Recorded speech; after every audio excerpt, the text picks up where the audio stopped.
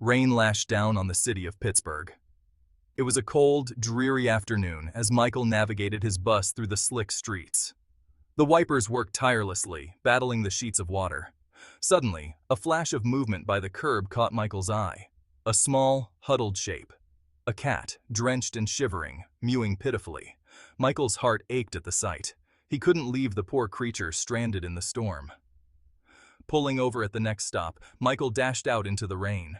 The cat was just skin and bones, its fur plastered to its body. It looked up at Michael with desperate eyes. "It's okay, little one," Michael soothed, scooping the trembling creature into his arms. The cat clung to him, its tiny body radiating cold and fear. "You're safe now." Michael carried the cat onto the bus, determined to find it shelter and warmth. Back on the bus, passengers watched with curiosity. Michael, cradling the cat, announced, "Looks like I've got a new passenger. Anyone know anything about cats?" A kind elderly lady suggested a nearby vet. Michael nodded gratefully. He knew he had to get the cat help. Fast. The vet determined the cat was malnourished and dehydrated. He wasn't sure if it would make it. Michael's heart sank. He'd only just found the cat, and now he couldn't let that happen. "Please, Doc, do everything you can," Michael pleaded. "I'll pay for everything."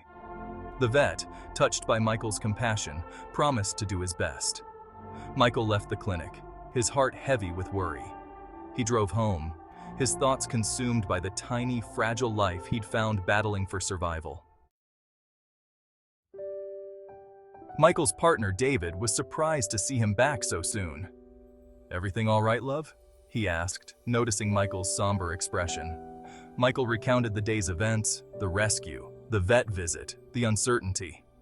David, a kind soul himself, wrapped Michael in a hug.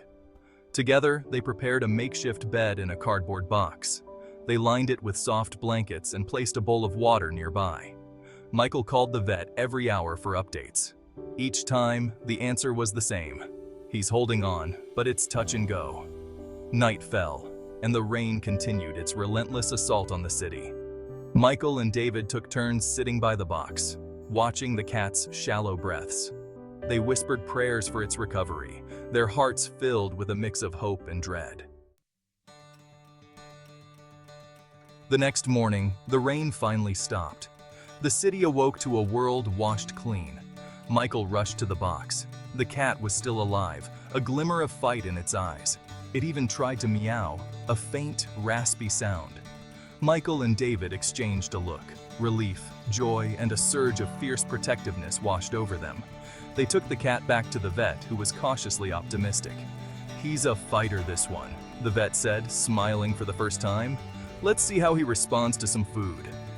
Back home, Michael coaxed warm milk into the cat's mouth with a dropper. The cat lapped it up eagerly, a spark of life returning to its eyes. With each passing day, the cat grew stronger. He ate more, his meows grew louder, and he even started to explore his surroundings. Michael and David named him Gabriel, after the angel of hope.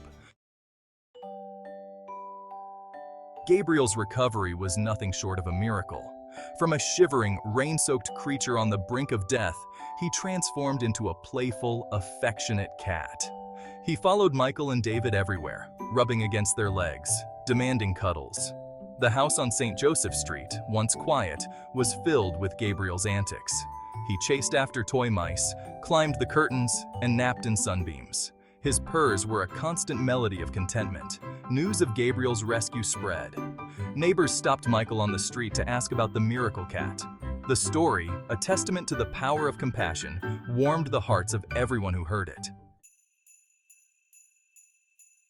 Life had a funny way of surprising you, Michael thought. He'd started that rainy day just another bus driver, navigating his route. He ended it a cat dad, his heart overflowing with love for a furry creature he'd rescued from the storm. Gabriel had not only found a home, but he'd filled a space in Michael and David's lives they never knew existed. He was their furry companion, their playful shadow, their constant reminder of the power of kindness and the beauty of second chances. Every night as Gabriel curled up at the foot of their bed, Michael and David whispered their thanks. Thanks for Gabriel, for his resilience, and for the reminder that even on the bleakest of days, a single act of love could make all the difference.